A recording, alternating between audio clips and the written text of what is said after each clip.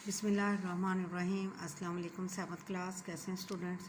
मैं उम्मीद करती हूँ सब ठीक होंगे और अच्छे से अपना काम कर रहे होंगे। जी बेटे, हम पढ़ रहे थे नज़्म व ज़ब्त। आपने उसकी रीडिंग की और अल्फाज मायने किए और इसके साथ आपने जो 2 सवाल थे, मैं उम्मीद करती हूँ कि आप लोगों ने वो याद किए होंगे। तो चलें बेटे, आगे आज हम अपना अगला काम स्टार्ट करते हैं। जी, तो सवाल है, नज़्म व ज़ब्त का ख्याल ना रखने के क्या नुकसान हैं?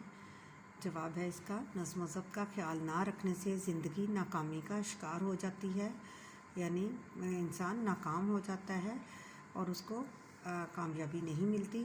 और इसके बाद अगला सवाल है, कतार बनाने का क्या फ़ायदा है?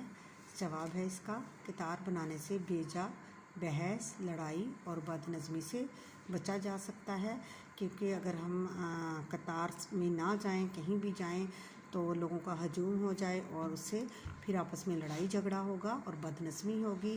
तो इससे बेहतर जो तरीका है वो यही है कि कतार बनाई जाए। ठीक है, तो मैं उम्मीद करती हूँ कि आप लोग इसको अच्छे से याद करेंगे और अपनी कॉपी पे लिखेंगे। ओके, अल्लाह हाफ़िज़।